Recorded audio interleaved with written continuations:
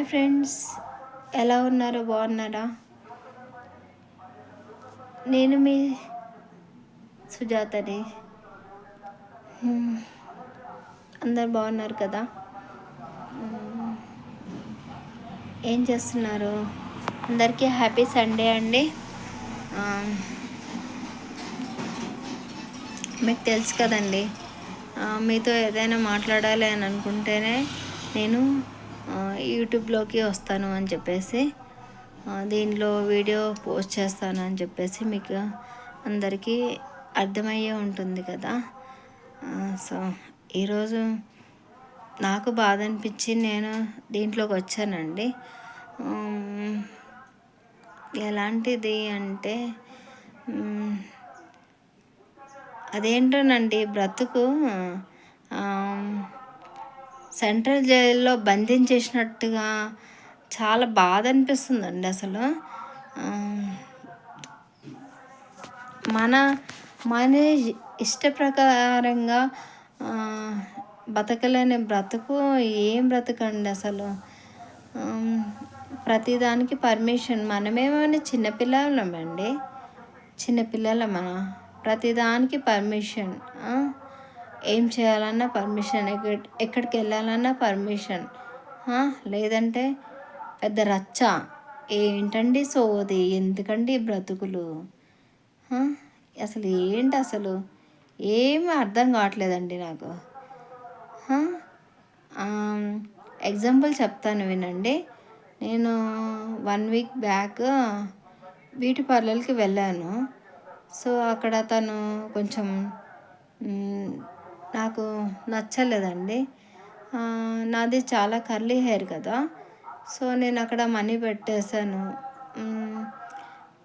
తను ఒక 10 days తర్వాత మళ్ళీ రమ్మని చెప్తే ఈరోజు వెళ్దామని అనుకున్నాను.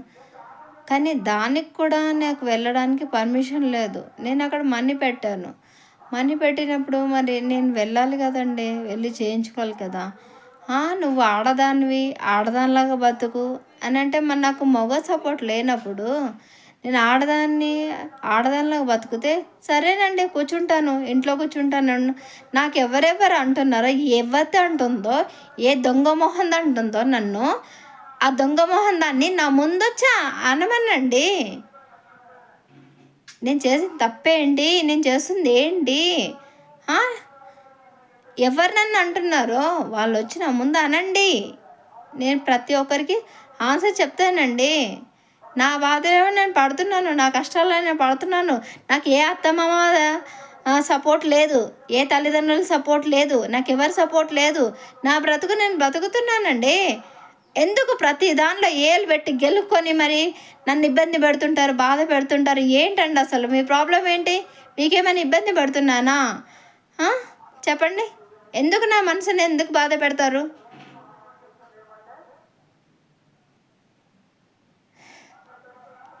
ఇప్పుడు నేను అక్కడ 5,000 పే చేశాను.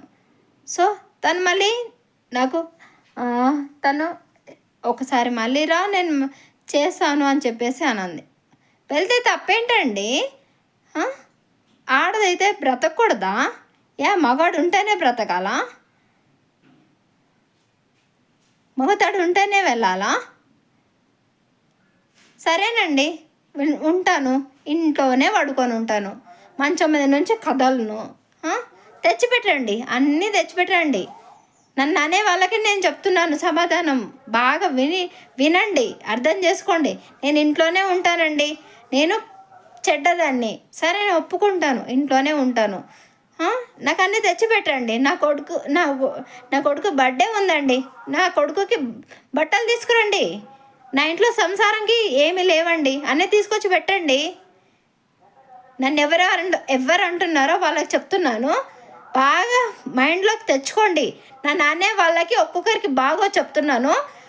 నేను అవసరం లేదు అనుకున్న వాళ్ళు నా జోలికి రావద్దు, నా మాట ఎత్తొద్దు. నా గురించి లోపల మాట్లాడుకోవద్దు. బాగా చెప్తున్నాను. ఇది నా లైఫ్, నా బ్రతుకు.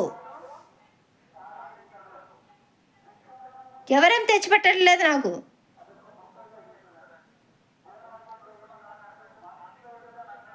ఎక్కడి నుంచి నాకు రూపాయి రాదు.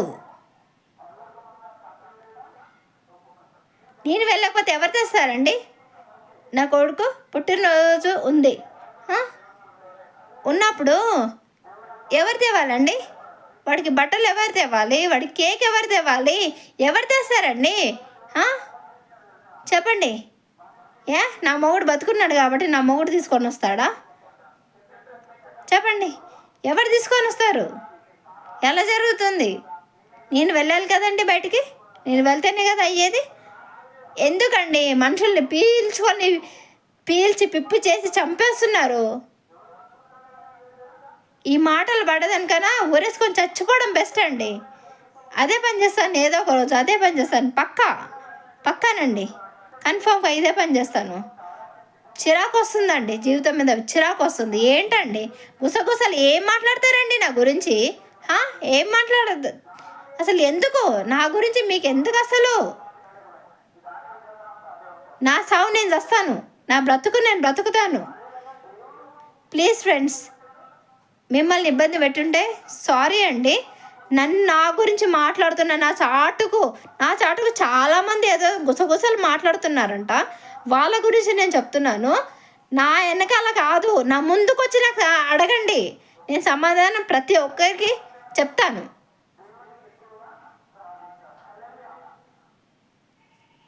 గుసగుసలు మాట్లాడడం మానేయండి. సారీ అండి, నేను మిమ్మల్ని ఎవరిని ఏమనట్లేదు. సారీ, నన్ను క్షమించండి ప్లీజ్ అండి. నేను మళ్ళీ చెప్తున్నాను, నా వెనకాల మాటలు మాట్లాడొద్దు, నా ముందుకు వచ్చి అడగండి. ఒకసారి దొంగ ముండా, నువ్వు ఇలాంటివి చేసావే, నువ్వు నాకు నచ్చట్లేదు అని చెప్పేసి నా ముందుకు వచ్చి మాట్లాడండి. నా వెనకాల మాట్లాడితే నాకు నచ్చదు. నాకు పిచ్చి లేసింది అనుకోండి, ఒక్కొక్కరి పేరు రాసి పెట్టి ఊరేసుకొని చచ్చిపోతాను చెప్తున్నాను. బాయ్ అండి.